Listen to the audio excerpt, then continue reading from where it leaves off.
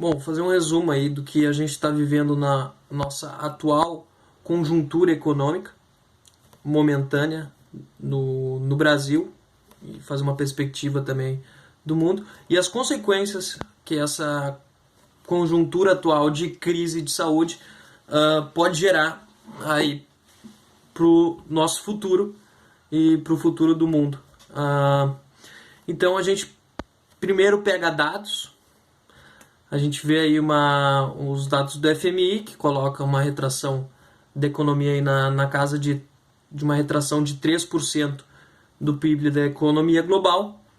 Isso é bastante expressivo, tendo em vista que a perspectiva era de crescimento de 3%, a gente vai ter uma retração de 3%. No Brasil, esses números ainda são piores do que esses 3%. Coloca-se aí uma perspectiva de uma queda aí na base de 5%. Isso tudo depende de como é que as medidas econômicas vão ser tomadas e como é que vai funcionar a nossa economia, mas sabe-se que vai ser negativo. Isso é ainda mais triste porque a gente tinha uma perspectiva de crescimento de 2% e a gente está falando aqui do Brasil, de fato. Ter um decréscimo aí de 5% é um decréscimo extremamente grande, extremamente doloroso e que vai gerar aí o índice de desemprego com certeza maior e muito maior do que a gente está vendo hoje.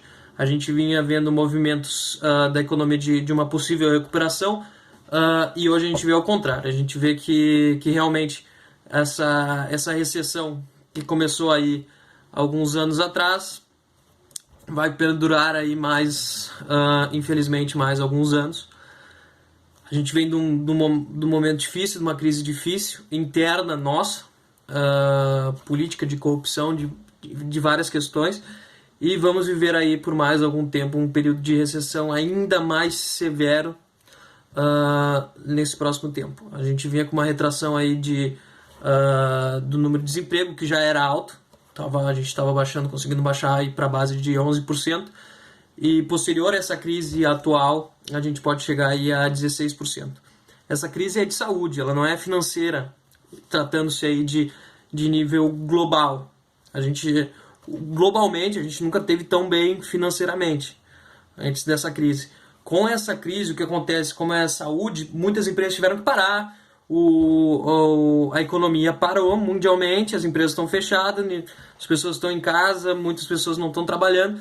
Então, obviamente, deu um reset ali, parou tudo, o mundo deu um stop e a economia parou.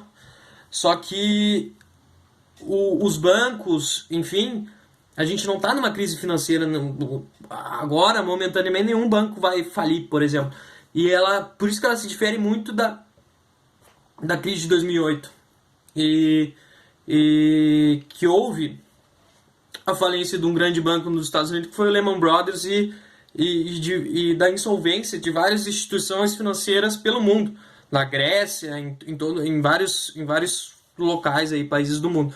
Não é o que a gente vê agora, não é o que a gente vê nesse cenário atual. A gente vê a questão de uma crise de saúde, onde a gente deu um stop em vários setores da economia, e onde o sistema financeiro ele está bem estruturado e não está faltando, no caso, dinheiro agora para salvar essas economias. Tanto é que o Brasil liberou aí uma grande quantidade de dinheiro, os Estados Unidos também liberou um plano aí com bastante dinheiro, e a própria Europa está fazendo esse mesmo movimento. Claro que específico de cada governo, são de formas diferentes que está sendo feito esses movimentos, no caso. A gente já sabe de algumas medidas que o governo tomou, enfim, da questão dos R$ 600 para os autônomos, da questão de uma flexibilização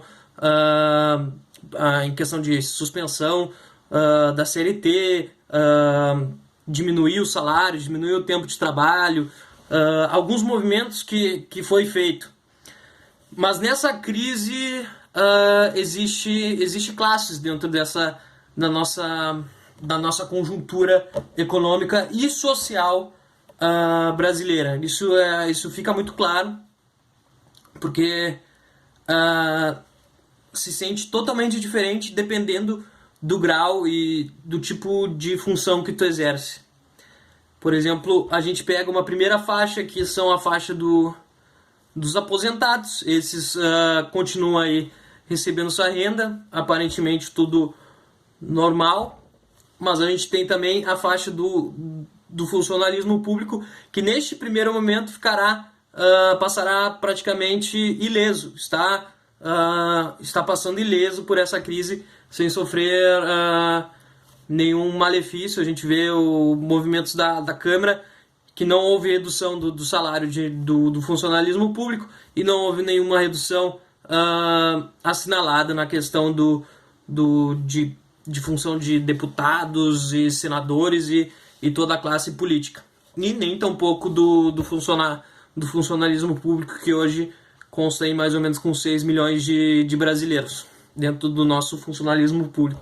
Quem está sofrendo com essa crise começa com a classe dos funcionários da iniciativa privada, que estão sim sentindo, e já começaram a sentir. Já tem 1 milhão de brasileiros que ou tiveram uma redução salarial ou tiveram a suspensão por 60 dias, como foi chancelado.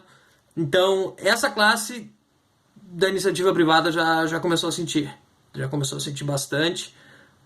Tanto a questão das férias, que normalmente tem que ser avisado com 30 dias de antecedência. Os caras podem simplesmente pegar e te avisar 2 dias antes, vai tirar 30 dias de férias, férias coletivas, enfim.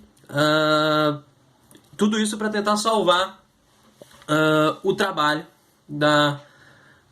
das pessoas, porque as empresas, é muito difícil tu conseguir manter a classe trabalhadora quando não há produção. Então é bem complicado,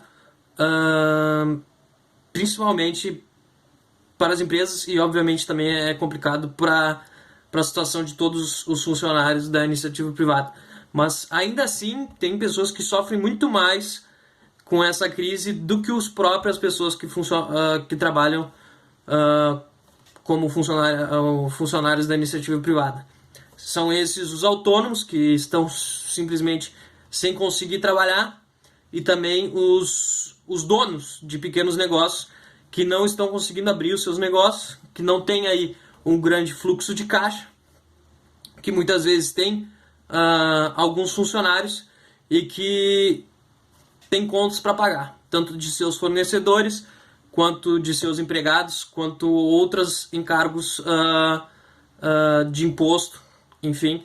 E esses sim vão sofrer muito mais com essa crise, porque se já é difícil tu tocar um negócio sem uma crise dessa proporção, é ainda mais difícil quando tu tem que fechar o negócio, quando tu tem aluguel para pagar, tem funcionário para pagar e várias outras coisas. Então é complicado, é sim, mas esse é o cenário que a gente está observando hoje para a nossa economia.